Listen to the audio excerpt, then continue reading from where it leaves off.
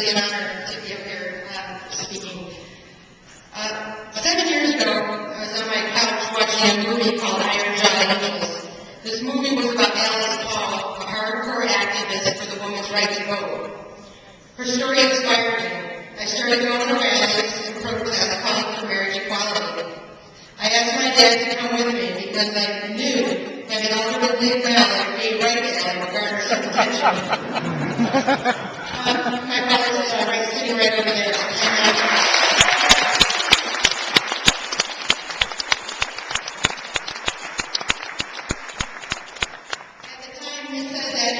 If your daughter or son comes to you and tells you that they're gay and you have a problem with it, you don't deserve to call yourself a parent. And when that's the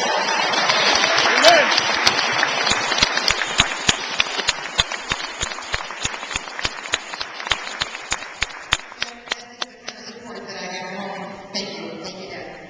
In 2004, I participated in a large protest downtown and I got arrested.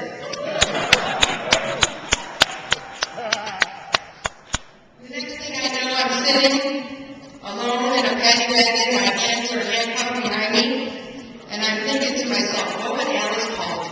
And so I devised this plan, right? I'm going to deny bail, because I was hoping my parents would, bail me out.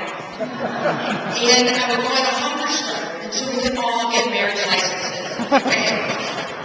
So fast forward 8 hours, I am crying hysterically in a jail cell.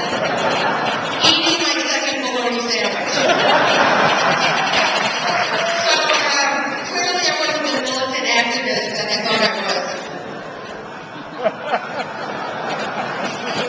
Shortly after, my father and I started to tell our story. Me about growing up a lesbian, and him about being the father of a gay child. People responded. We received thousands of emails and letters from people all over the country.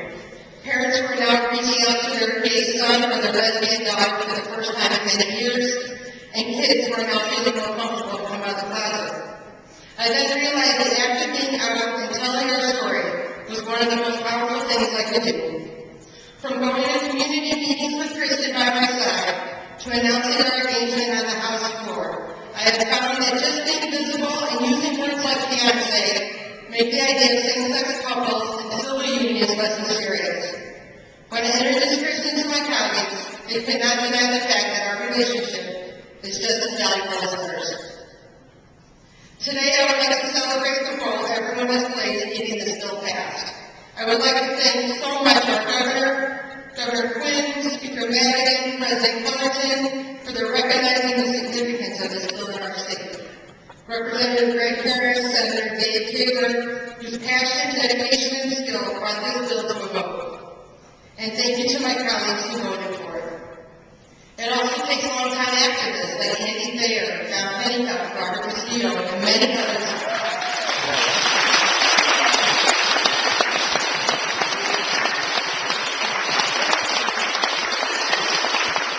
To carry signs and call out injustices.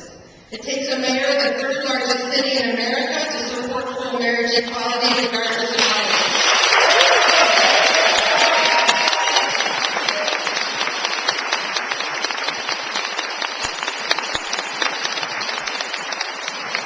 And it takes people like Rick Garcia,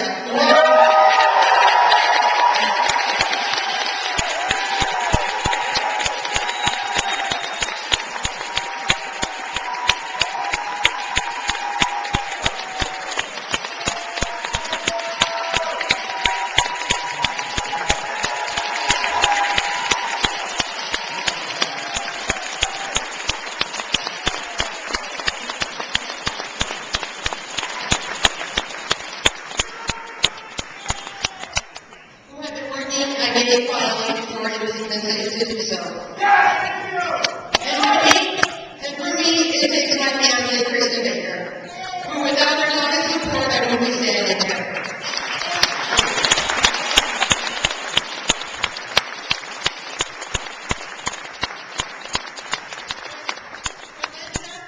The silent activist who, in the face of discrimination, lives openly and proudly at their work, at school, and in their communities.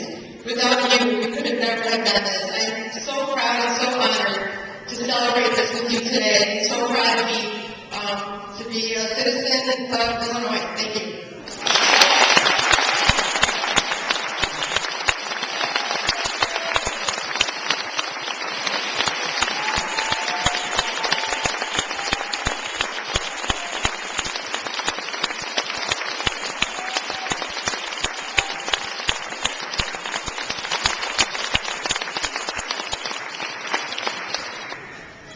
Our next speaker understands the meaning of decency.